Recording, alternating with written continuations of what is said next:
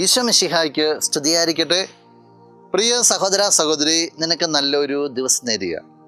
ഈശോ നിന്റെ ജീവിതത്തെ സമർത്ഥമായിട്ട് അനുഗ്രഹിക്കട്ടെ. ദൈവത്തിൻ്റെ കരുണയിലാണ് നമ്മളൊക്കെ ജീവിക്കുക.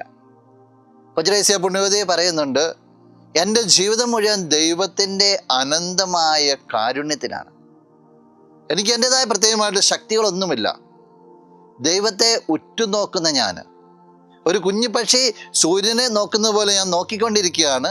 കാർമേഘങ്ങൾ ചിലപ്പോൾ സൂര്യനെ മറച്ചു കളയുന്നുണ്ടാവും, പക്ഷെ ക്ഷമയോടുകൂടി കാത്തിരിക്കുകയാണ്. കാരണം ഈ പക്ഷിക്ക് വേറെ ഒന്നും ചെയ്യാനില്ല. സൂര്യൻ കരുണ കാണിക്കുമെന്നുള്ള രീതി. ബലഹീനതയുടെ പാത്രമായിട്ടാണ് പുണ്യവതി കണ്ടിരുന്നത്, പക്ഷേ എപ്പോഴും ദൈവത്തിൻ്റെ കാരുണ്യത്തിന് വേണ്ടി നോക്കുക.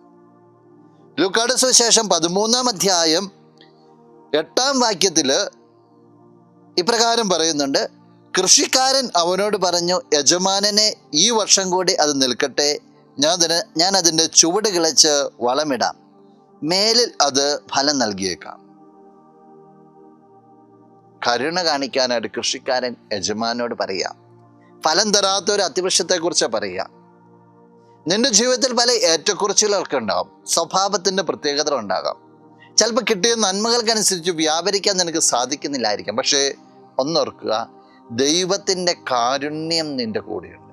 ജീവിതത്തിൻ്റെ ബലഹീനതകൾക്കെല്ലാം അപ്പുറത്ത് ദൈവത്തിൻ്റെ കരുണയിലൊന്ന് ആശ്രയിച്ചാൽ മതി. നിന്റെ ദൈവം നിന്നെ പരിപാലിച്ചോളൂ. നിന്റെ ദൈവം നിന്നെ ഉയർത്തിക്കോളൂ. ഈ പരിപാലനയിൽ ആശ്രയിക്കാൻ നിനക്ക് സാധിക്കട്ടെ. നമുക്ക് പ്രാർത്ഥിക്കാം. കണ്ണുകൾ അടച്ചൊന്ന് കരങ്ങൾക്ക് പോകും. നല്ലവനായ കർത്താവേ, നിന്നെ അങ്ങ് സ്തുതിക്കുന്നു, ആരാധിക്കുന്നു, മഹത്വപ്പെടുത്തുന്നു. നിന്റെ നിറസാന്നിധ്യത്തെ നന്ദിയോടുകൂടി ഓർക്കുകയാണ്.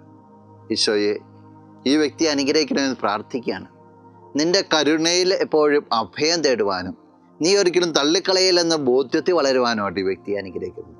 ഇന്നത്തെ ദിവസത്തിന് വേണ്ടത് എല്ലാ കൃപകളും നൽകണം, ഇപ്പോഴും എപ്പോഴും എന്നേക്കും. ആമേൻ.